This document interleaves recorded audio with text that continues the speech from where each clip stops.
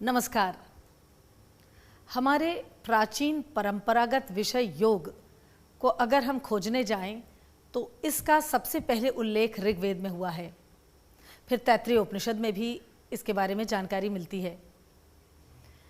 इसके अलावा हड़प्पा मोहनजोदड़ो सभ्यता में भी बहुत सारी ऐसी मोहरें और चित्र मिलते हैं जो बताते हैं कि योगाभ्यास होता था। इस तरह से ये विषय 5000 साल से भी पुराना है, मगर ऋषि मुनियों के अथक प्रयास और तप से इस विषय में बहुत कुछ विकसित हुआ। विकसित अलग अलग क्षेत्रों में अलग अलग दिशाओं में हुआ, क्योंकि योग is an art, science and philosophy. योग एक विज्ञान है, एक कला है, एक दर्शन है। इसमें जो वैज्ञानिक हिस्सा है, जो प्राचीनतम समय में था और जो अब है, उसमें बहुत बड़ा फर्क है। इसका एक एवोल्यूशनरी प्रोसेस है जो बहुत आसानी से खोजा जा सकता है और देखा जा सकता है। योगाचार्य BKS आयंगर ने जो अपने अथक अभ्यास और प्रयास से, रिसर्च और रिसर्च से बहुत कुछ तथ्य एस्टैब्लिश किए, वो इसका जीता जागता उदाहरण है। आज की श्रृंखला में हमारा ये प्रयास रहेगा कि हम आपको एवोल्यूशनरी एस्पेक्ट ऑफ साइंटिफिक योग दिखाएं और ये समझाएं कि कहाँ से शुरू हुआ योग का जो विज्ञान है, आज कहाँ तक अपनी चरम सीमा पर पहुँचा है। विज्ञान यानी एवोल्यूशन, विज्ञान स्थिर नहीं हो सकता, इसलिए ये बात बिल्कुल सत्य है कि अगर योग एक विज्ञान है तो इसका विकास लगातार हमेशा सतत होता रहेगा।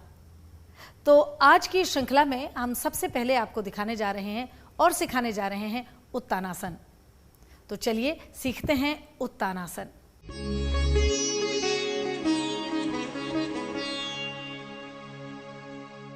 चलिए हम आपको सिखाते हैं उत्तानासन।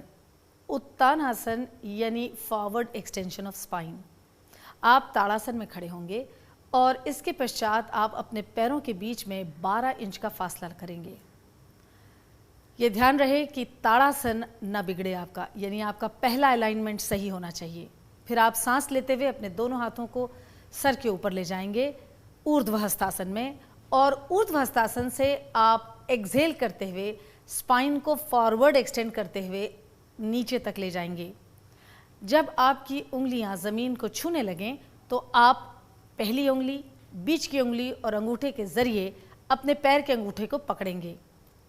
उत्तानासन की एक अवस्था है जो फाइनल पोज में जाने से पहले है, जिसे हम कहते हैं पादांगुष्ठ आसन।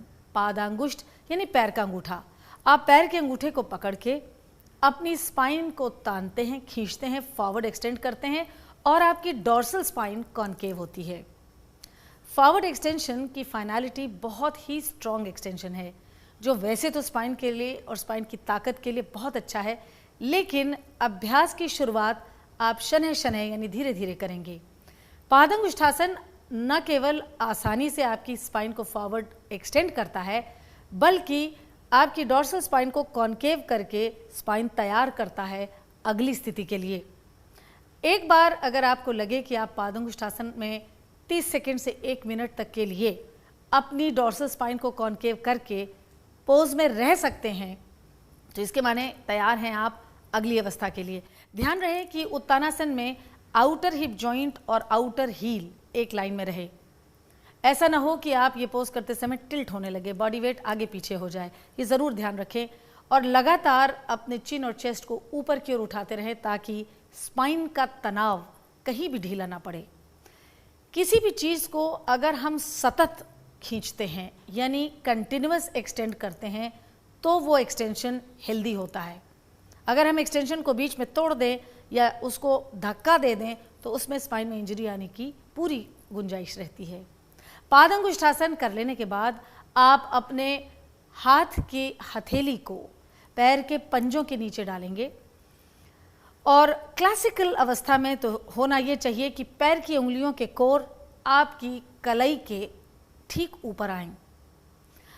आपकी पैर की उंगलियां आपकी कलाई को दबाएंगी तो ये समझिए कि सोल और पाम के बीच में एक रस्साकशी या टग ऑफ वॉर का खेल होगा जो आपकी स्पाइन को और से और एक्सटेंड करेगा।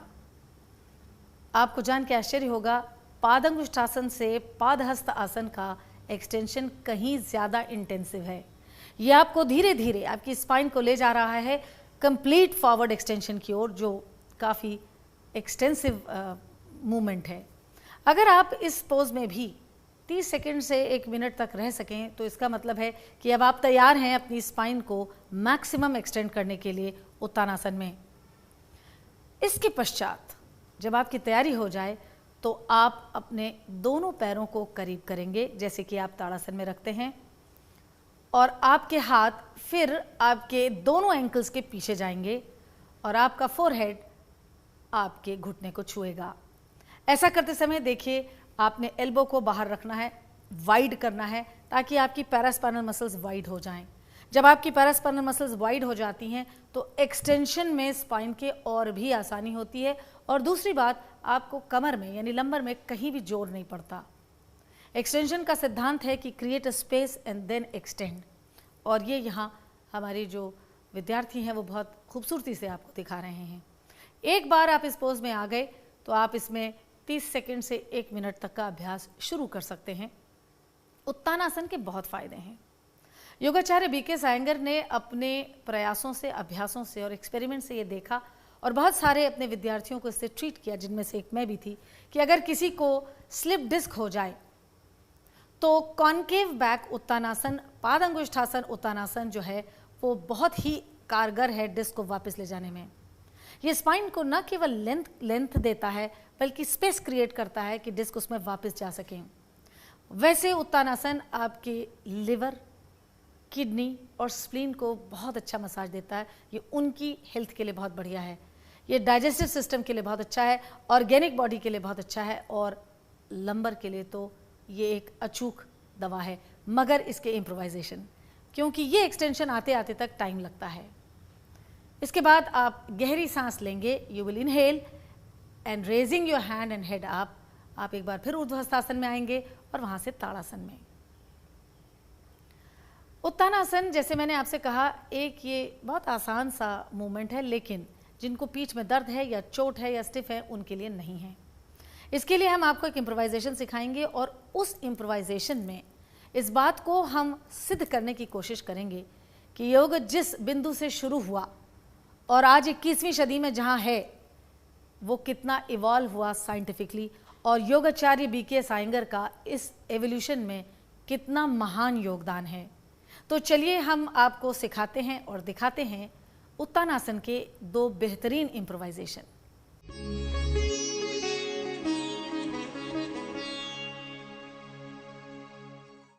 यहाँ मैं योगाचार्य का एक ऐसा आपको एवोल्यूशन दिखाना चाहती हूँ जो डॉक्टर्स की इस बात को ज़रा अलग निगाह से देखता है।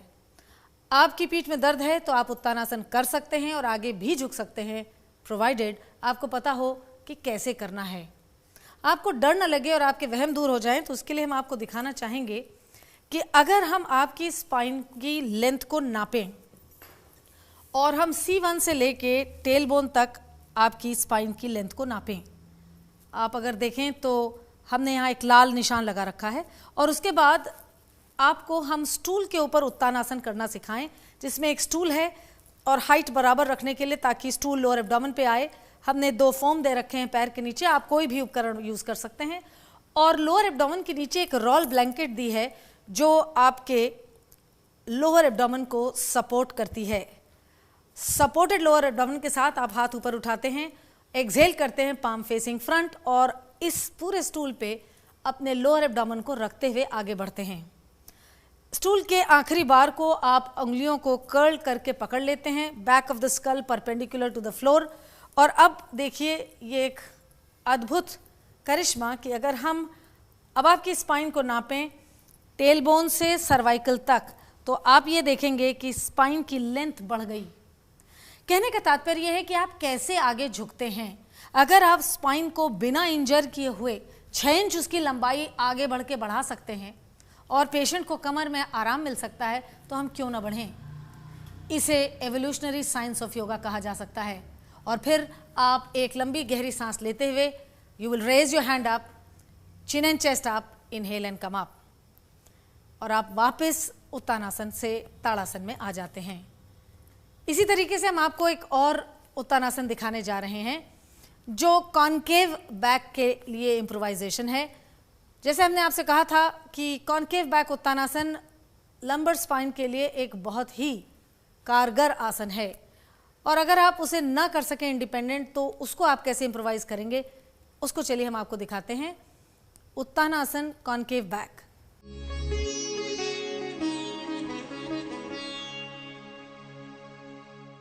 दीवार हर जगह हर घर में मौजूद है। आप दीवार के सामने ताड़ासन में खड़े होंगे, फिर अपने पैरों को 12 इंच फैलाएंगे, अपने दोनों हाथों को सांस लेते हुए सर के ऊपर ले जाएंगे, पाम्स फेसिंग द फ्रंट, और फिर आप अपने हथेली को दीवार पे जाके टिकाएंगे विद द डीप एक्सलेशन।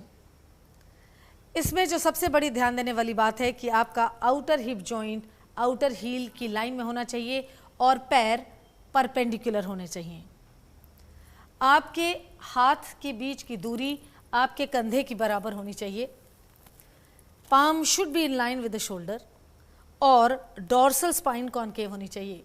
अपने एब्डोमेन को आप सक करें और लंबर की ओर ले जाएं, लेकिन डोर्सल शुड बी कॉनकेव। इसके लिए आप चिन और चेस्ट उठाएंगे। ये पोज बहुत अच्छा है उन लोगों के लिए जिनको स्लिप डिस्क या डिस्क डिजेनरेशन की तकलीफ है। इसके बाद आप यहाँ से लंबी सांस लेते हुए हाथ को उठाएंगे ऊपर, हथेली सामने की ओर, और फिर से ताड़ासन में खड़े हो जाएंगे। ये इम्प्रोवाइजेशन बहुत ही आसान है और हमें यकीन है कि आप इसको बहुत एंजॉय करेंगे।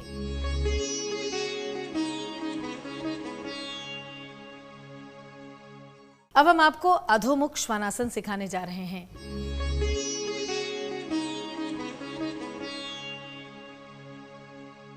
अधो यानी जो नीचे की तरफ मुखातिब हो, मुख यानी चेहरा, और श्वान संस्कृत में कुत्ते को कहते हैं। अधोमुख श्वानासन को अंग्रेजी में डॉग पोज भी कहते हैं। इस पोज की शुरुआत में आप पहले ताड़ासन में खड़े होते हैं, फिर आप अपने पैरों के बीच में 12 इंच की जगह छोड़ते हैं।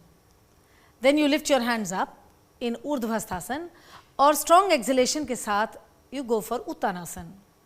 अगर आपके हाथ की हथेली जमीन को पूरा ना छू सके तो आप अपने पैरों को मोड़ते हैं। मोड़ के हाथ की हथेली को जमीन पे रखते हैं और you walk back with your feet and you walk forward with your hands equally. पैर और हाथ की दूरी ताड़ासन से बिल्कुल बराबर रखी होगी। इस काम को करने के लिए you suck your frontal thigh very strongly. आप फ्रंटल थाई को बहुत सख्ती से पीछे की ओर खींचते हैं। एक बार पैरों की ये क्रिया पूरी हो जाए, then you bring your forehead parallel to the floor, यानी आपका माथा जमीन से समानांतर होता है। ये फाइनलिटी से पहले की अवस्था है, ये क्लासिक पोज से पहले की अवस्था है।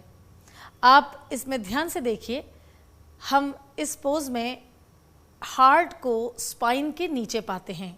The heart is below the spine which is the condition of animals. जानवरों के केस में भी ऐसा ही होता है और इसीलिए डॉग्स को, कैट्स को हार्ट अटैक नहीं होते, क्योंकि heart is facing towards the gravity. ये पोज हार्ट के रिजुविनेशन के लिए, स्ट्रेस से रिजुविनेट करने के लिए बहुत ही उत्तम है। आप ध्यान से देखें तो इसमें एड़ियों की एक्सरसाइज, एंकल की एक्सरसाइज, उनको स्ट्रेंथन करने का काम बहुत ही बखूबी हो रहा है। जिन लोगों को एड़ियों में स्पर है उसके लिए भी, उसको सॉफ्टन करने के लिए कैल्सिफिकेशन को ये पोज बहुत बढ़िया है। घुटनों में बहुत ताकत आती है और योगाचार्य कहा करते थे कि अगर आपके पैर मजबूत हैं, जो कि अधोमुख श्वानासन से बहुत मजबूती आती है, तो आपकी स्पाइन भी बहुत मजबूत है। या ठीक इसका उल्टा कि अगर आपकी स्पाइन मजबूत है तो पैर भी बहुत मजबूत होंगे। और एक शरीर को स्वस्थ रखने के लिए अगर रीढ़ स्वस्थ है और आपके हाथ पैर स्वस्थ है तो बहुत सारा काम तो यूं ही सफल हो जाता है। इसके अलावा ध्यान से देखें अगर आप, तो इसके कंधों पे बहुत ही ज़्यादा अच्छा काम हो रहा है। शोल्डर जॉइंट पे बहुत अच्छी एक्सरसाइज हो रही है, उनकी मोबिलिटी, उनकी फ्लेक्सिबिलिटी बन रही है। शोल्डर ब्लेड्स, कैपुला, ये एक डायरेक्शन में बॉडी के अंदर जा रहे हैं, जो जनरली होता नहीं है। हम अपनी रोज़मर्रा की ज़िंदगी में कंधे को उचका लेते हैं, फुला देते हैं, स्टिफ कर लेते हैं, वो यहाँ सब सॉल्व होता है। हाथों की स्ट्रेंथ के लिए भी ये पोज बहुत अच्छा है। आप देखिए एल्बो बिल्कुल स्ट्रेट हैं और एब्सोल्युटली लॉक्ड हैं।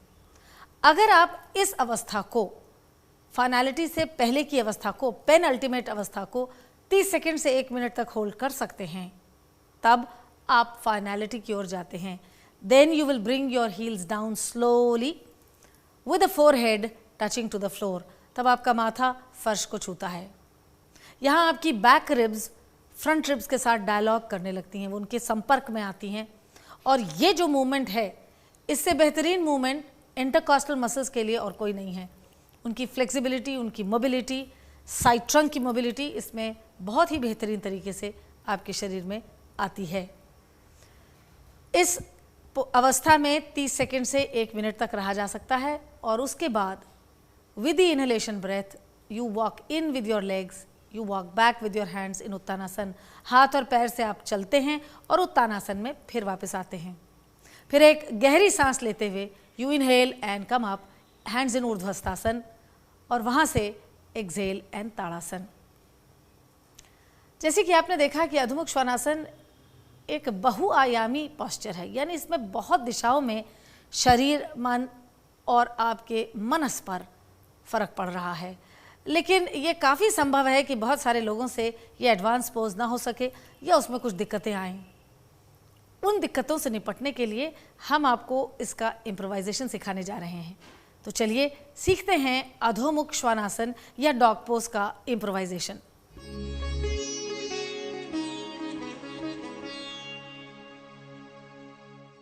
अब हम आपको अधोमुख श्वानासन का एक बहुत ही आसान इम्प्रोवाइजेशन बताने जा रहे हैं।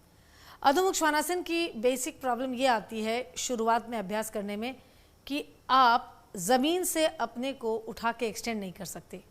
इसके लिए हम आपको एक चेयर की सुविधा से अधोमुख श्वानासन सिखाने जा रहे हैं। आप ताड़ासन में खड़े होंगे, उसके बाद अपने पैरों को 12 इंच फैलाएंगे, कमर पे हाथ रखेंगे और सांस लेते हुए दोनों हाथों को ऊपर ले जाएंगे।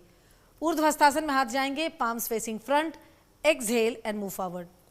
हाथ की हथेली का जो बेस है वो चेयर के बेस को टच करेगा, फिंगर्स सारी ऊपर रहेंगी and then you will walk back 3.5 to 4 feet apart from the hands, यानी हाथ और पैर के बीच की दूरी 3.5 से 4 फुट रहेगी। अपनी साइड ट्रंक को एक्सटेंड करने के लिए आपको टॉप थाई को पुश करना होगा।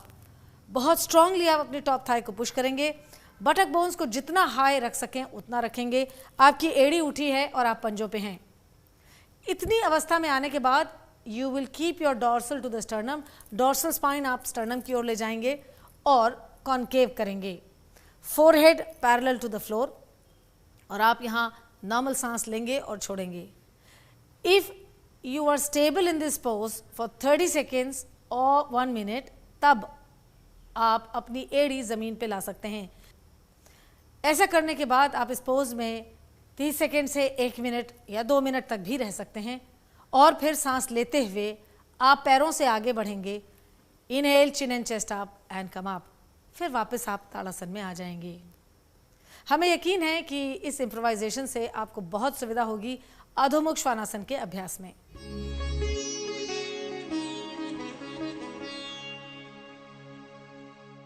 हमारी ये कोशिश है कि इस योग की सीरीज़ के ज़रिए हम आपको योग की उत्पत्ति से लेके उसके वैज्ञानिक एवोल्यूशन तक हर एक चीज़ को धीरे धीरे बड़ी गहराई से समझाते और बताते चलें। हमें ये उम्मीद है कि आप हमारे इस कार्यक्रम से न केवल बेहतरीन तरीके से अभ्यास कर सकेंगे बल्कि बेहतर रिजल्ट्स भी पाएंगे। ये बात जाननी बहुत ज़रूरी है कि किस स्थान पर योगाभ्यास करना चाहिए। योगा के अभ्यास के लिए कोई बहुत टीम टाम की ज़रूरत नहीं है। एक 6 फीट बाय 3 फीट की स्टिकी मैट अगर आपके पास हो तो वो बहुत अच्छी है, क्योंकि वो फिसलती नहीं है। तो लगभग इतना ही स्थान आपको चाहिए।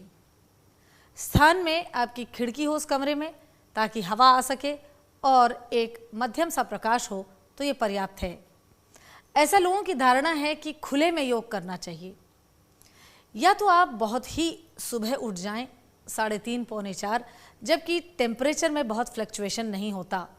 मगर अगर आप चाहते हैं कि 7:30 8 बजे हम योग का अभ्यास बगीचे में जाके करें तो ये बहुत उचित नहीं है, क्योंकि सूर्य का ताप अलग अलग शरीर के हिस्सों पे अलग अलग समय पे अलग पड़ेगा, जो कि आपके रुधिर के संचार के लिए और वैसे भी बॉडी के टेम्परेचर के लिए अच्छा नहीं है। स्पेशली जब आप प्राणायाम कर रहे हैं तो मान लीजिए आपके चेहरे पे खुली रोशनी या तेज़ सूरज की रोशनी आ रही है तो वो भी अच्छा नहीं है। तो हमारी ये आपसे रिकमेंडेशन है कि आप एक स्वच्छ कमरे में, जहाँ चींटी या और कोई कीड़े मकोड़े ना हों और जहाँ आपके पास 6 फीट बाय 3 फीट की जगह हो, थोड़ी सी ताज़ी हवा आती रहे और मध्यम प्रकाश रहे, तो ये बहुत उचित रहेगा। इसके बाद एक बात और बहुत ख़ास है कि किस तरह के वस्त्र पहने जाएं। योग के अभ्यास के लिए आपके वस्त्र टाइट नहीं होने चाहिए। कहने का मतलब यह है कि उन वस्त्रों में लचीलापन होना चाहिए ताकि आपकी मोबिलिटी हो सके। इतने ढीले भी ना हों कि आप फंस जाएं, उलझ जाएं। तो टाइट्स हैं, ट्रैक पैंट्स हैं, गोल कॉलर की शर्ट है, ये बहुत अच्छी रहेंगी। अभ्यास के दौरान आपको पसीना आएगा ही आएगा, तो वस्त्र ऐसे होने चाहिए कि हवा के ज़रिए वो पसीना इवेपोरेट हो। यही तो अच्छी सेहत का राज है। तो इसलिए इन सब बातों का आप ध्यान रखिए और हमेशा याद रखिए कि आप जो भी दवा ले रहे हैं उसको बिना डॉक्टरी सलाह के केवल योगाभ्यास पर आधारित करके न छोड़ दें। बहुत सारी ऐसी बीमारियां हैं जिनकी दवाइयां बहुत ही रेगुलेटेड वे में आपको लेनी होती हैं। अगर आप रेगुलर अभ्यास करते रहे योग का और प्राणायाम का, तो हो सकता है धीरे धीरे आप अपनी बीमारी से पूर्णतया स्वस्थ हो जाएं। लेकिन किसी भी अवस्था में आप बिना डॉक्टरी सलाह के अपनी दवाइयों को न बंद करें या अपने मुताबिक घटाएं बढ़ाएं नहीं, इससे आपको नुकसान हो सकता है। हमें यकीन है कि आप हमारी इन सभी बातों को ध्यान से न केवल सुन रहे हैं बल्कि आप अमल भी करेंगे।